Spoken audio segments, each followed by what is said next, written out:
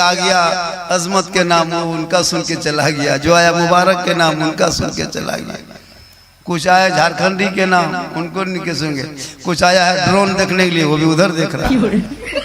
इधर देखिए वो कैमरा है ना, मुफ्ती साहब बताया ना ये कैमरा क्या है, दो फरिश्ता कामदेव के रामन कातिब ने 24 घंटा लिखता है, ये तो अभी चालू किया दिया देखता है, वो 24 घंटा देखता है। उनसे भी तो बचिए, लोग शराब छुप के पीता है ताकि कोई ना देखे, लेकिन उसे नहीं पता कि फरिश्ता लिख रहा है। एक बोतल पिया 1.5 बोतल पिया फरिश्ता लिख लिया, मिक्सचर के साथ पिया ने मुढ़ी के साथ पिया वो भी लिख लिया, खेत में पिया घास के नीचे पिया वो भी लिख लिया, 3 आदमी बैठ के पिया 1 आदमी पिया वो भी लिख लिया। वो तो सब लिख रहा है। आज मुसलमान शराब पी रहा है जबकि नहीं पीना चाहिए।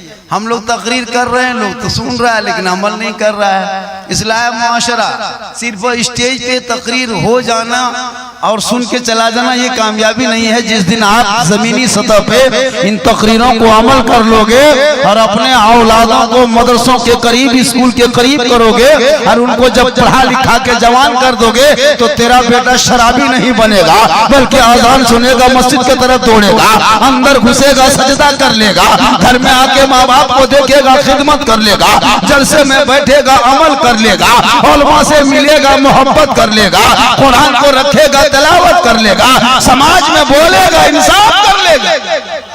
जब तेरा बेटा पढ़ा होगा, मुसलमान पढ़ाना छोड़ दिया है, बेचना शुरू किया है।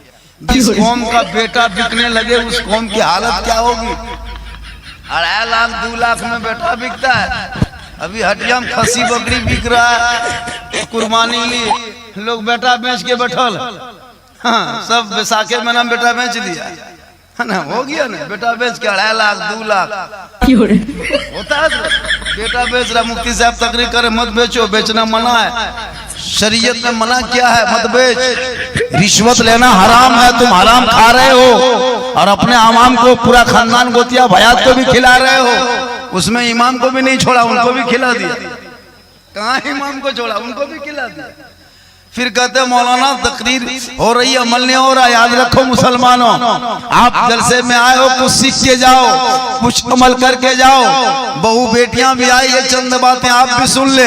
आज हमारे मुफ्ती साहब कहे कि देखिए सोशल मीडिया पे मुस्लिम की बेटियां गैरों के साथ जाने पे मजबूर क्यों हो रही है। जब तेरे पास बेटा है तुम 2.5 लाख मांग के बैठा है और उसी पैसे को लेकर के 18 को गाड़ी बेटी बाप के दरवाजे पे, फिर 15,000 का डीजे अलग से, 10,000 का पटाखा अलग से, 150 आतंकवादी लेके घुस गया। अब बेटी बाप करे तो क्या करे, रिक्शा चलाने वाले मजदूरी करने वाले, भला आपका 150 आतंकवादी का खाना खिलाना, फिर जाकर के उसमें 15,000 का डीजे तुम देते हो, लेकिन पैसा बेटी बाप का लग रहा है। फिर तुम पटाखा फोड़ते तुम हो, लेकिन पैसा बेटी बाप का लग रहा है। तुम डीजे 15-20 गाड़ियां दरवाजे पे लगाते हो।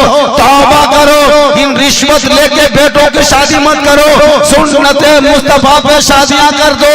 गरीब की झोपड़ी की बेटी को घर का दुल्हन बना लो, उनके नस्लों में जो बेटा पैदा होगा, अगर बेटा होगा तो गुलाम हुसैन होगा, बेटी होगी तो गनीजा फातिमा होगी। वो बेटा चलेगा गुलाम रसूल की तरह, बैठेगा गुलाम अली की तरह, बोलेगा गुलाम ख्वाजा की तरह, दुनिया छोड़ेगा आशिक मुस्तफा की तरह। अच्छा, शायर लोग को देते कभी दुआ देता है वो लोग नहीं दुआ देगा, इसलिए कि वो लोग खींचने में लगा रहता है। दुआ देगा तर्जमे भूल जाए, इसलिए वो लोग रुकता नहीं, लोग देते रहता है। लेकिन हम ही लोग देते, सही बता रहा।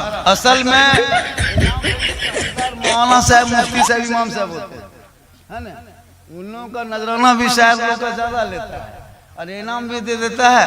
और अपने इलाके के अगल बगल इमाम मौलाना मौलवी को जो है सूत ने मौलाना साहब बिहान के बैठ कर वो सूत, इमाम साहब टूट सूत नहीं देगा, नहीं देता है। जितना स्टेज में बैठा सबको नजराना मिलना चाहिए। जितने स्टेज में चढ़ेंगे सबको कम से कम पेट्रोल का दाम देना होगा। जलसा 4 बजे तक बैठ के कामयाब करेंगे, गाड़ी लेके सुधे चले जाएंगे, रुके चले जाएंगे। क्यों? उनको भी 200-400 रुपया कमेटी वालों को जुगाड़ करना होगा। जब जलसा करो तो औलमा शायर के साथ साथ इलाके के इमाम को भी नजराना देना चाहिए। 4,000, 6,000, 7,000 तनख्वाह दे दे के इमाम को एकदम तबाह किया हुआ है। भारत में अंग्रेज इतना नहीं सताया होगा जितना अभी के मुसलमान मस्जिद के इमाम को सता रहा है। 24 घंटा ड्यूटी, 7,000, 6,000 तनख्वाह, एगो रोगाहा लेबर की हाजिरी 350 और 1 कुंटल मौलाना ये कहाँ इंसाफ है?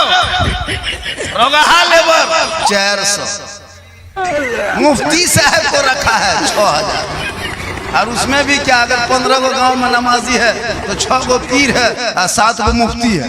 इमाम के पीछे हाथ धो के पड़ो। एक दिन चला गया इमाम, ये मौलवी साला नहा रहा था रे, अजब हाल, साला जोड़ देता है, कसम उड़ा, अफसोस लगता है हमें।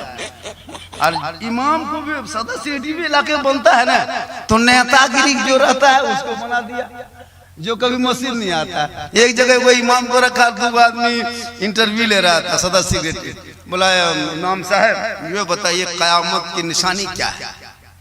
इमाम साहब ये बताइए कयामत की निशानियों में से कौन सी निशानी है, वो निशानी जाहिर कीजिए। तो इमाम साहब ने कहा कि कयामत की निशानी यही है कि एक आलिम का इंटरव्यू एक जाहिल ले रहा है। कयामत की यही निशानी है कि एक आलिम के इंटरव्यू एक जाहिल ले रहा है। कि आप मुझको रखोगे 6000-7000 तनख्वाह इंटरव्यू ले रहे हो नहीं रहा है। इसलिए अपने आलिम उलमा की आर्थिक को मजबूत करो। लोग मदरसा छोड़ने लगा, हजरत मस्जिद छोड़ने लगे। आपका बेटा 40,000 कमाए, 20,000 का मोबाइल, और इमाम जहां गाड़ी चला दिया 2 मरतबा, थोड़ी सी कीमती गाड़ी, साला मौलवी कहाँ थे पैसे, मतलब मौलाना साइकिल चलाए बड़ी बढ़िया, ये मौलविया बड़ी बढ़िया, अरे गरीब हो लेकिन बड़ी सीधा, जहाँ गाड़ी चला दिए हम लोग 4 व्हीलर लेके चलते हैं, साला झारखंडिया लूटो रे, अजब हाल है।